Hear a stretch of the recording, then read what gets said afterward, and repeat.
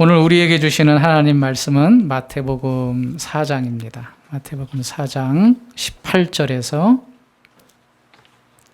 22절 말씀까지 제가 봉독해 드릴 때에 하나님의 음성을 듣는 여러분들이 되시길 바랍니다. 갈릴리 해변에 다니시다가 두 형제 곧 베드로라 하는 시몬과 그 형제 안드레가 바다에 금을 던지는 것을 보시니 그들은 어부라. 말씀하시되 나를 따라오라. 내가 너희를 사람을 낚는 어부가 되게 하리라 하시니 그들이 곧 그물을 버려두고 예수를 따르니라. 거기서 더 가시다가 다른 형제 두 형제 곧 세베대의 아들 야고보와 그의 형제 요한이 그의 아버지 세베대와 함께 배에서 그물 깁는 것을 보시고 부르시니 그들이 곧 배와 아버지를 버려두고 예수를 따르니라. 아멘. 우리나라에도 이제 자기의 스승들이 다 있습니다. 학교에서도 선생님이 계시고 또 멘토라고 하는 인생의 길잡이와 같은 그런 선생님들이 계십니다. 유대의 나라에도 랍비라고 명하는 선생님들이 계셨습니다. 그래서 그 랍비들은 항상 제자를 두어서 그 제자들이 그 랍비를 따라다니면서 가르침을 들었습니다.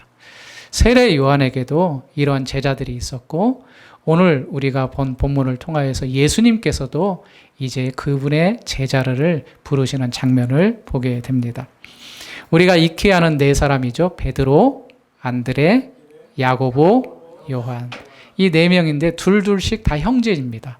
베드로와 안드레가 한 집안의 형제고 또 세베대의 아들인 야고보와 요한이 또 한 집안의 형제입니다.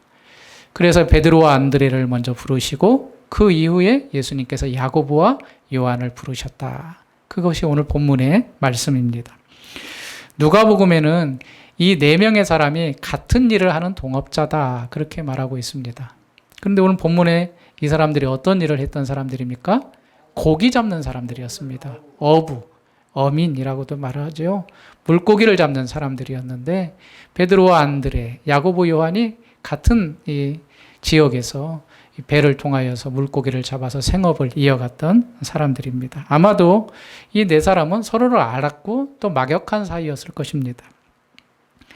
그런데 사복음서에서는 이렇게 예수님이 제자들을 부르시는 사건을 다 기록하고 있습니다. 마태와 마가가 거의 비슷하게 기록을 했고 또 누가복음은 약간 다른 사건이지만 또 예수님께서 그들을 부르시는 장면을 소개했고 요한복음은 개별적으로 부르시는 사건을 기록을 했습니다. 이 시간 제자를 부르신 예수님을 통하여서 예수님께서 나도 부르셨다는 사실을 확실히 알고 하나님의 음성을 듣는 우리 모두가 되시길 바랍니다. 지금의 이스라엘은 이제 팔레스타인이라고도 말하죠. 이 팔레스타인은 그 이름의 출처가 블레셋이라는 이름에서 거의 따왔습니다.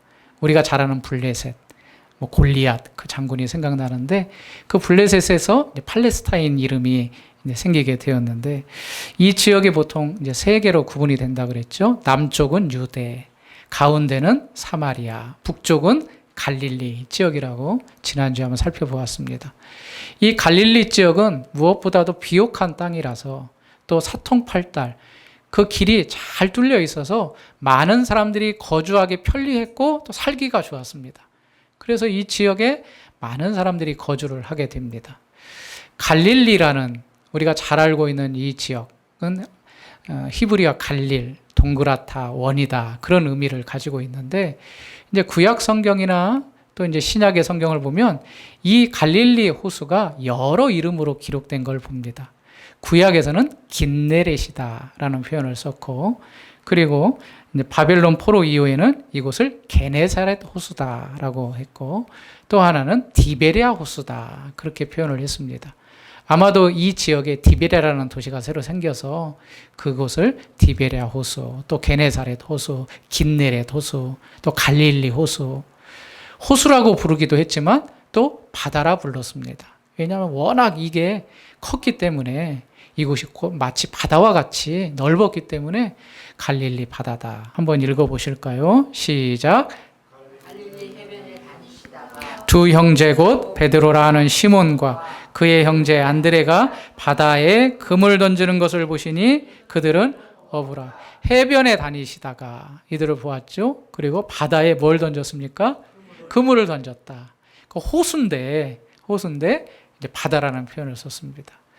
보통 바다는 염분이 있잖아요. 짠물이잖아요. 그런데 이곳은 사실은 염분이 없는 담수, 일반 물입니다.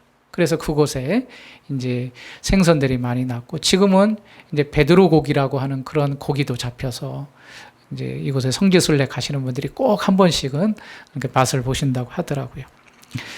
시몬 베드로와 안드레는 이런 갈릴리 호수 근처에 있는 벳세다라는 마을의 출신이었다라고 성경은 말하고 있습니다. 그런데 그들이 가버나움에 이주를 한 것 같아요.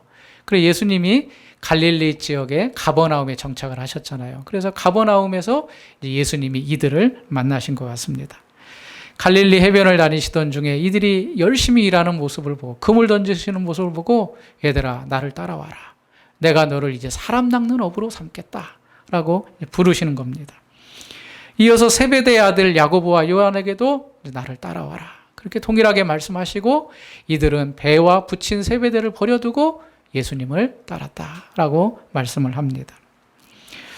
예수님이 그들을 부르시면서 말씀하신 요시는 딱 2개입니다. 그것이 바로 19절 말씀이죠.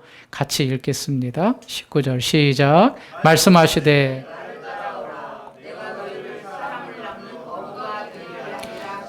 두 개입니다. 처음에는 나를 따라오라 라는 거고, 또 하나는 이제는 너를 사람을 낚는 어부가 되게 하겠다. 그 2가지 요점으로 그들을 부르셨습니다. 먼저 따라오라고 하십니다. 이 따라오라는 것은 좀 더 정확한 이해는 나의 뒤를 따라오라, 그런 말씀입니다. 여러분, 우리가 보통 갈 때 엄마 잘 따라와, 아빠 잘 따라와 하고 애들 따라오잖아요. 따라오는 것은 나의 뒤를 잘 따라오라는 겁니다. 그러니까 뒤에 따라오는 사람들은 앞 사람 뭘 보겠습니까? 등을 보겠죠. 왜냐하면 앞에 가는 사람이 등이 보이니까. 그리고 예수님도 나의 뒤를 따라서 나의 등을 보고 잘 내가 가는 길대로 흐트러지지 말고 잘 따라와라, 그렇게 말씀을 하십니다. 그리고 2번째는 사람을 낚는 어부가 되게 하겠다. 어부는 어부인데 이제는 물고기를 잡는 어부가 아니라 사람을 잡는, 사람을 낚아 올리는 그런 어부가 되게 할 것이다, 그렇게 말씀을 하시고 이들을 부르시는 것입니다. 여러분, 앞서서 예수님이 갈릴리 지역의 가버나움에 사셨다고 그랬습니다. 그런데 우리가 바로 직전의 본문을 보면 이 갈릴리 지역이 이방인의 갈릴리다, 그렇게 표현을 하고 있습니다. 그 의미가 뭐였다 그랬죠? 이 지역은 구약의 12지파 중에 스불론과 납달리가 있었던 곳인데 이곳은 변방이라 그랬습니다. 그래서 외세의 침략이 오면 가장 먼저 피해를 보는 지역이었고, 중앙 예루살렘이나 정치 지도자들은 별로 신경을 쓰지 않는 그런 한대받는 곳이었는데, 이제 그곳에 예수님께서 오심으로 인하여서 빛이 들어왔고, 이제 흑암이 바뀌고 그늘진 곳이 바뀌고 어두움이 사라지고 큰 빛이 비추어서 그들에게 생명과 구원이 이르렀다라는 말씀을 하십니다.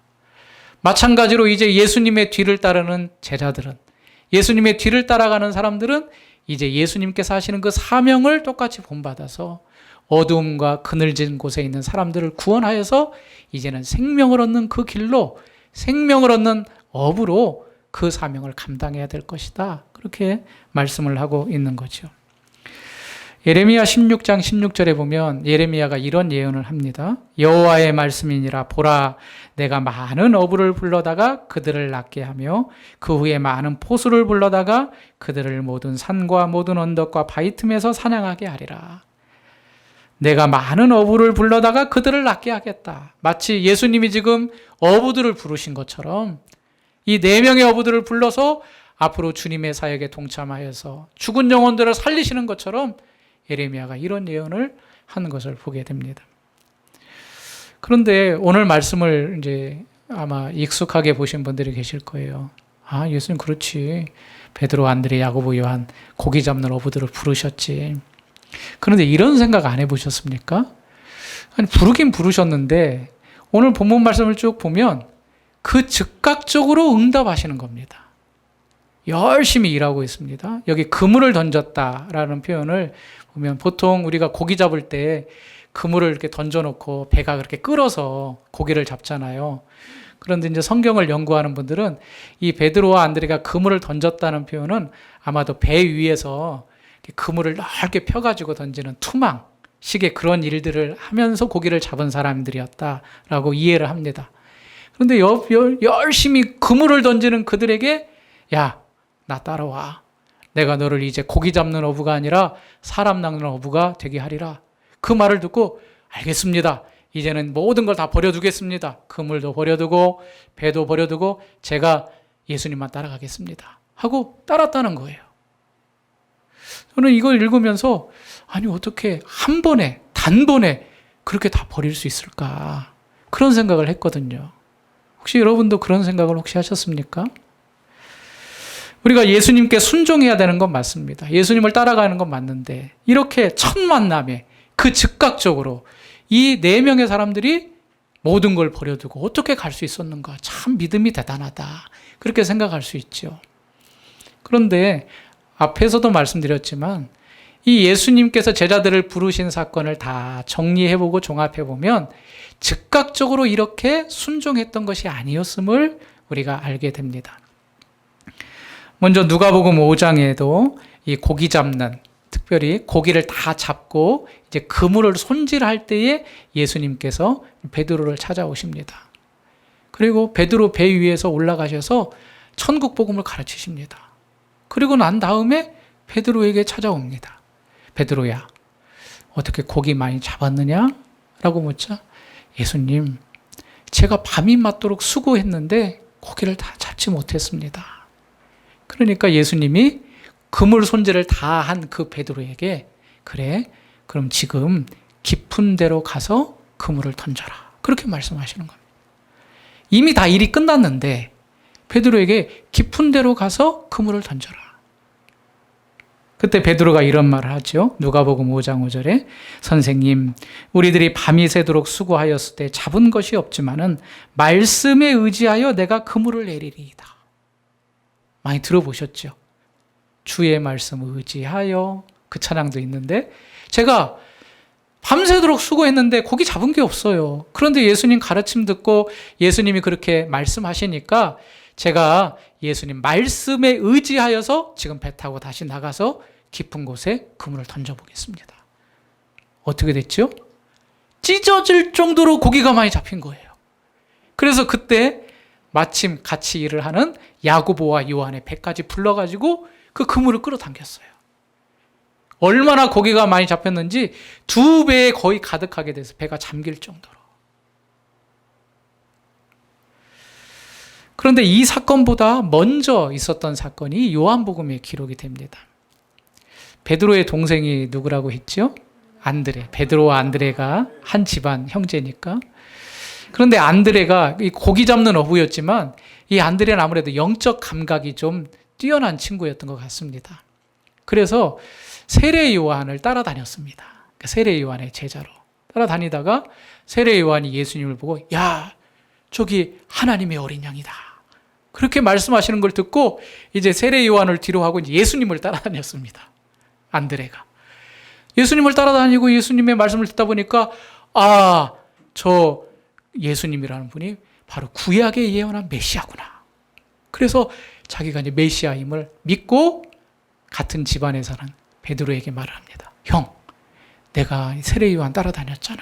그런데 요한이 하나님의 어린 양이신 그 예수님을 소개했는데 내가 예수님을 따라다 보니까 저분이 구약에 예언한 선지자가 예언한 메시아야. 형도 이 메시아를 만나야 될 것 같아. 그래서 이 안드레가 형을 데리고 옵니다. 예수님 앞으로. 예수님이 이 베드로를 보시면서 시몬이라 이름이 시몬이거든요. 시몬을 보면서 이렇게 말씀합니다. 이제는 내가 요한의 아들 시몬인데 베드로라는 뜻입니다. 반석. 그래서 맨 먼저 동생인 안드레를 통하여서 베드로가 예수님을 만났고 그 다음에 열심히 수고했지만 고기 잡는 것이 없어서 실망하고 있을 때 예수님께서 깊은 데로 가서 그물을 던져라. 2번째로 예수님을 만났고 오늘 읽은 본문이 아마 3번째 예수님을 만났던 그런 상황인 것 같습니다. 예수님이 처음 만난 베드로에게 따라오라 명령하고 베드로가 따라간 것이 아니라 이런 과정을 통하여서 베드로는 예수님을 알았고 예수님의 말씀을 들었고 이제 최종적으로 예수님께서 금을 던지고 있는 이 베드로를 향하여서 나를 따라와. 내가 너를 사람 낚는 어부가 되게 할 거야. 라고 했을 때 예, 알겠습니다. 제가 예수님 모든 걸 다 버려두고 예수님 따르겠습니다. 하고 따랐던 것이죠. 여러분, 우리는 베드로는 잘 알고 있지요. 예수님의 수제자. 물론 예수님이 십자가의 전날 예수님을 부인하기도 했지만 그는 정말 예수님께 은혜를 입고 또 이제 이후에 귀한 사역을 많이 감당했던 그러한 제자 중 하나였습니다. 안드레는 베드로의 동생으로서 이제 성경에 많은 기록은 없지만 그가 이제 최종적으로는 X자형에 순교했다 그런 전설이 또 있습니다. 우리가 야고보와 요한도 있지만 야고보와 요한을 말할 때 항상 그의 아버지의 이름이 들어갑니다. 21절 말씀도 같이 한번 읽어보실까요? 21절 시작. 거기서 더 가시다가 요한이 그의 아버지 세베대와 함께 배에서 금을 긋는 것을 보시고 부르시니 아버지가 누구라고요? 세베대라고 말하고 있어요. 야고보와 요한이 한 집안인데 그의 아버지 성경을 보면 항상 야고보와 요한을 할 때는 세베대의 아들이다. 그 세베대를 강조를 합니다. 그런데 마가복음에 보면 이 세베대가 품꾼을 두었다. 그런 표현을 씁니다. 이런 걸 보면 아마도 이 집안은 넉넉한 집안이었던 것 같습니다.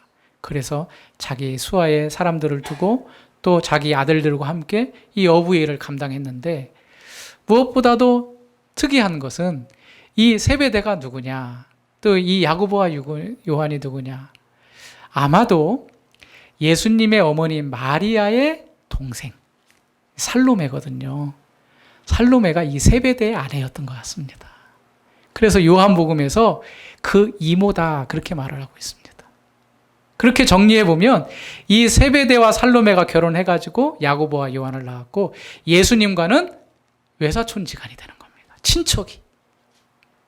그래서 이들을 찾아가서 예수님께서 나를 따라오라 라고 이제 부르신 거죠. 아시는 것처럼 야고보는 나중에 헤롯 아그리파 1세에서 순교를 나가는 최초의 순교사가 되었고 야고보의 동생 요한은 우리가 잘 아는 것처럼 요한 1, 2, 3서 요한 계시록을 쓴 사랑의 사도로 우리에게 인식이 되어 있습니다.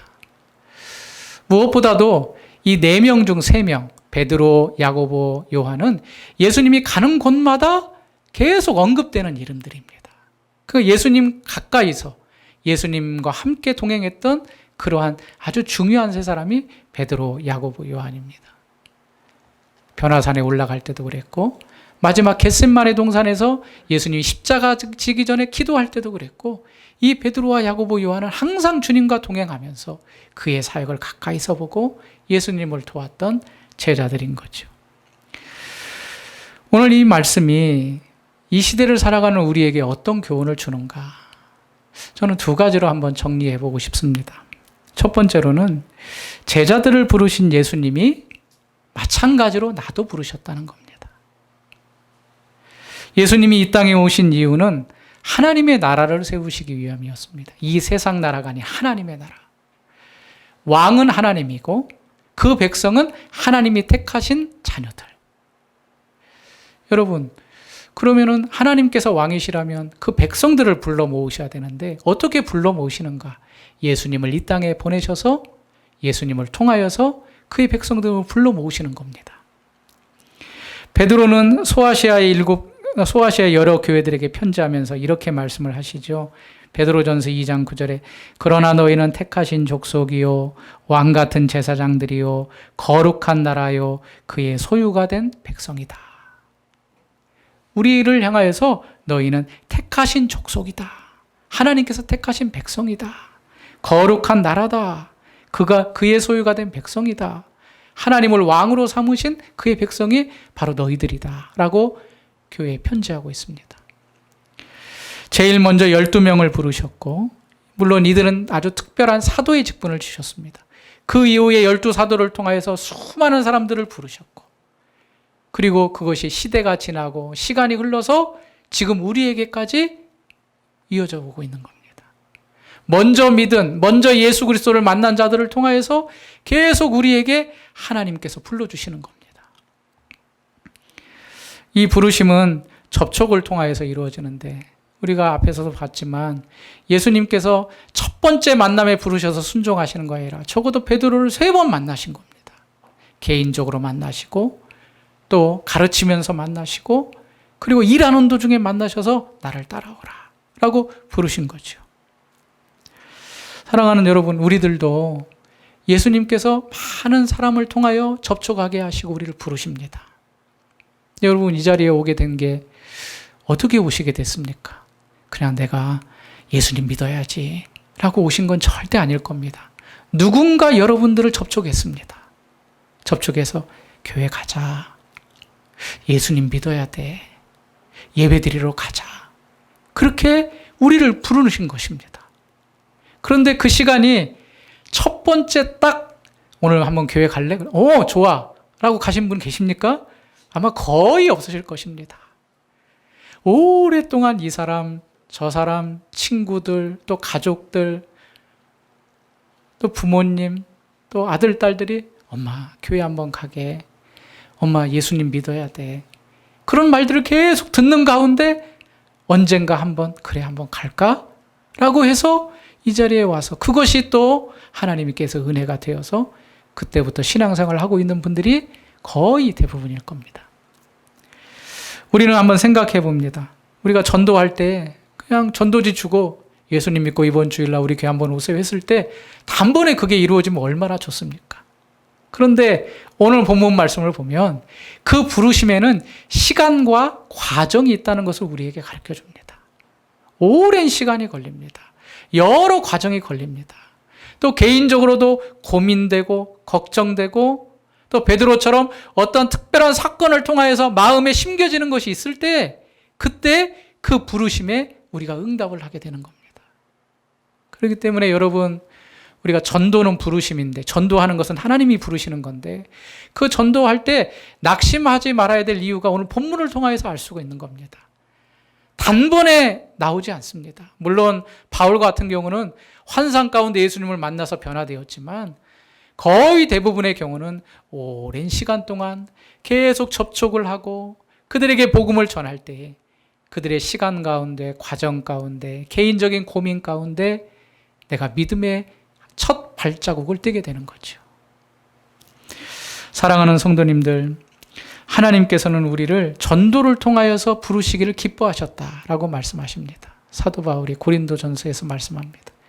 그런데 이 전도가 미련한 것이다라고 말합니다. 여러분들 전도해 보시지만 참 전도할 때 기쁜 마음으로 하기도 하지만 상당히 두렵잖아요. 왜 두려운가요? 내가 전했을 때 그 사람들이 나타날 반응 때문에 사실 두렵거든요. 야, 너도 교회 다녔냐?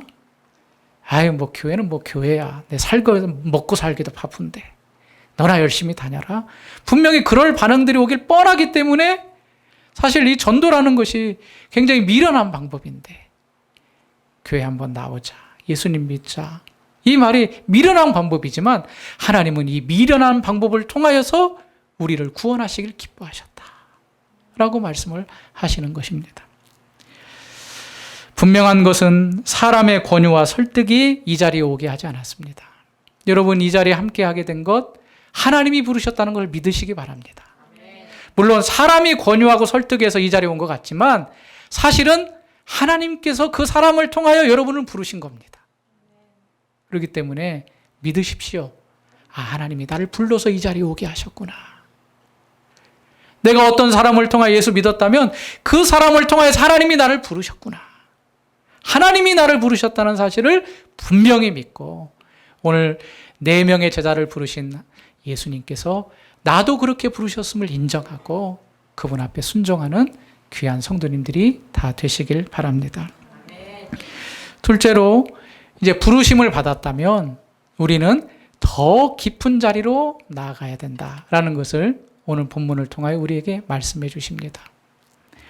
부르심은 단순히 예수님만 믿고 끝나는 것이 아닙니다. 예수님께서 베드로를 비롯한 제자들에게 나를 따라오라 그렇게 됐죠. 그리고 예수님을 이제 따라가는 거잖아요. 따라가는 건데 특이한 것은 베드로를 부르셨을 때와 야고보와 요한을 부르셨을 때 좀 다르게 말씀을 합니다. 19절 말씀하시되 나를 따라오라 내가 너희를 사람 낚는 어부가 되게 하리라 하시니 20절 같이 읽습니다. 시작. 22절 말씀 한번 더 읽겠습니다. 시작. 가장 비싼 게 뭘까요? 이 셋 중에 그물이 비싼가요? 배가 비싼가요? 아버지가 비싼가요?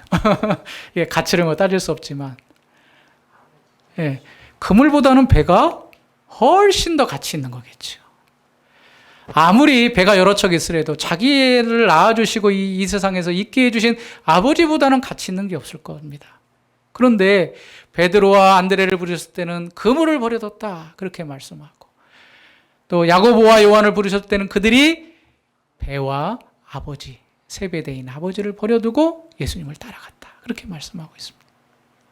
이것은 무엇을 말하는가? 우리가 버려야 된다는 겁니다. 이 버려야 된다는 것은 이제는 이 세상 다 쓸모없어, 이제는 예수님만 따라갈 거야, 그런 의미도 여기에 포함되어 있지만 더 궁극적인 것은 우리 인생의 가치를 어디에 두고 있느냐가 더 중요하다라는 겁니다. 어디에 두고 있는가? 아버지를 버렸다 그래서 이제 아버지와 인연 끊습니다, 그런 의미가 아닙니다. 이제는 아버지를 뒤로 하고 예수님의 뒤를 따른다는 것은 이제 우리의 인생의 가치가 아버지보다는 예수님이 더 가까이 있다는 의미입니다.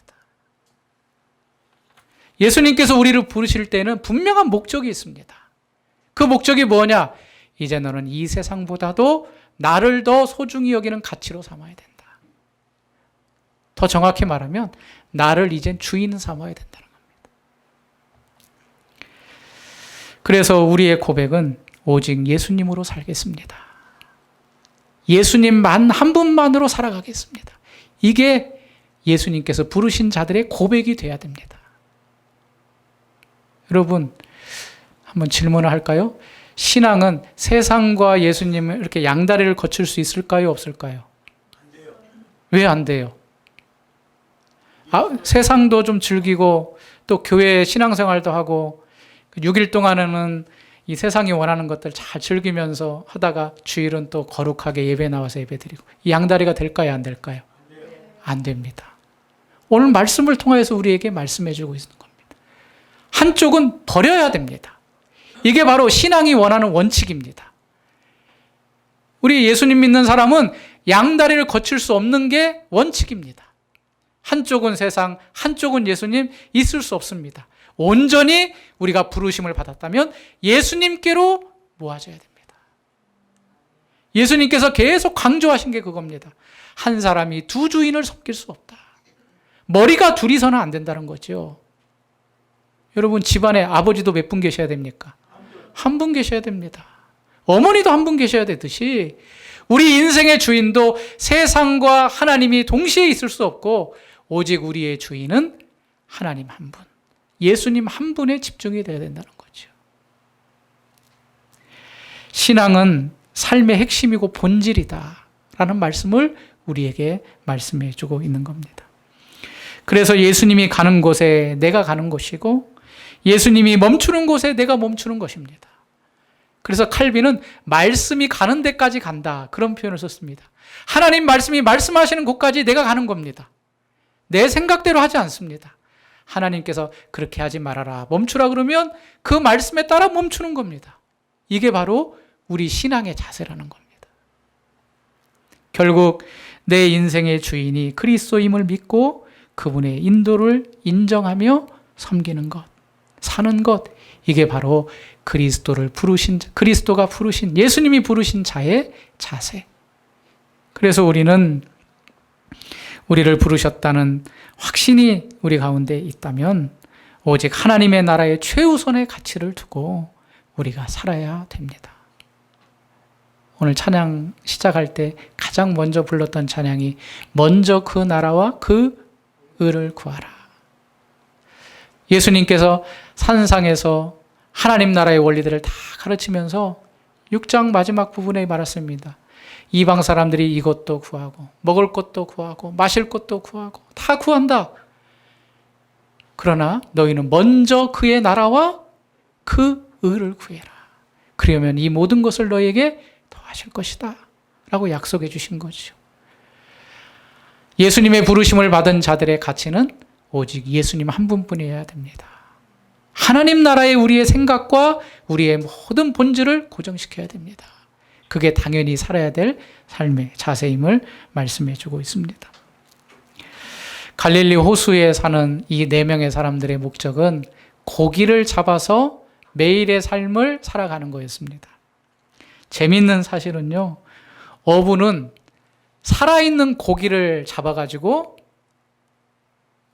죽은 고기로 팝니다. 그렇죠? 이해가 되시죠? 물속에서 살아있는 고기를 잡아요. 그리고 그 잡은 걸 가지고 시간이 지나면 당연히 물속에 없기 때문에 죽잖아요. 그 죽은 고기를 사람들에 팔아서 돈을 벌어서 살아요.